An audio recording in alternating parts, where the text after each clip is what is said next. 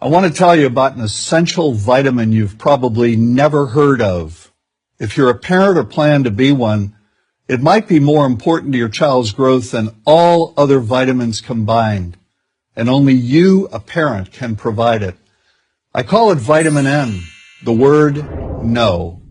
More and more children, I find, are suffering from vitamin N deficiency, and they, their parents, and our entire culture are paying the price.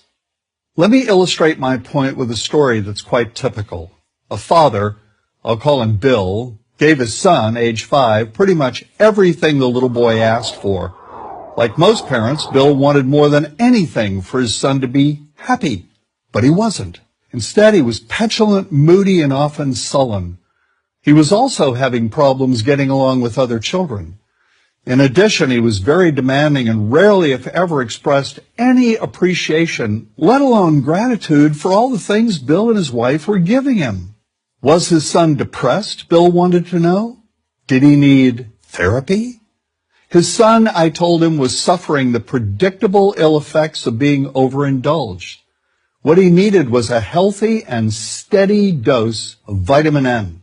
Overindulgence, a deficiency of vitamin N, leads to its own form of addiction.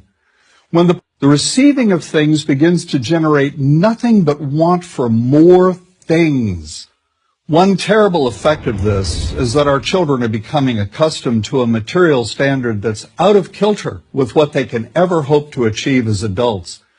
Consider also that many, if not most, children attain this level of affluence not by working, sacrificing, or doing their best, but by whining, demanding, and manipulating. So in the process of inflating their material expectations, we also teach children that something can be had for next to nothing. Not only is that a falsehood, it's also one of the most dangerous, destructive attitudes a person can acquire. This may go a long way toward explaining why the mental health of children in the 1950s, when kids got a lot less, was significantly better than the mental health of today's kids. Since the 50s, and especially in the last few decades, as indulgence has become the parenting norm, the rates of child and teen depression have skyrocketed. Children who grow up believing in the something for nothing fairy tale are likely to become emotionally stunted, self-centered adults. Then, when they themselves become parents, they're likely to overdose their children with material things. The piles of toys, plushies, and gadgets one finds scattered around most households. In that way, overindulgence, a deficiency of vitamin N, becomes an inherited disease. An addiction passed from one generation to the next. This also explains why children who get too much of what they want rarely take proper care of anything they have. Why should they? After all, experience tells them that more is always on the way. Children deserve better. They deserve to have parents attend to their needs for protection, affection, and direction. Beyond that, they deserve to hear their parents say no far more often than yes when it comes to their whimsical desires.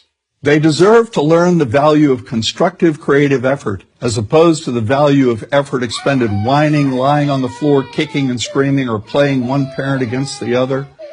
They deserve to learn that work is the only truly fulfilling way of getting anything of value in life, and that the harder they work, the more ultimately fulfilling the outcome.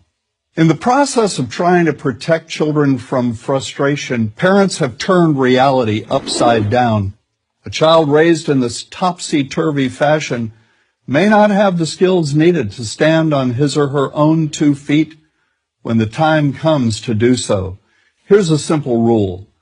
Turn your children's world right side up by giving them all of what they truly need, but no more than 25% of what they simply want.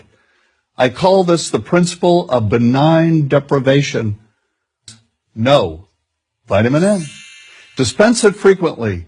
You'll be happier in the long run, and so will your child. I'm John Rosemond.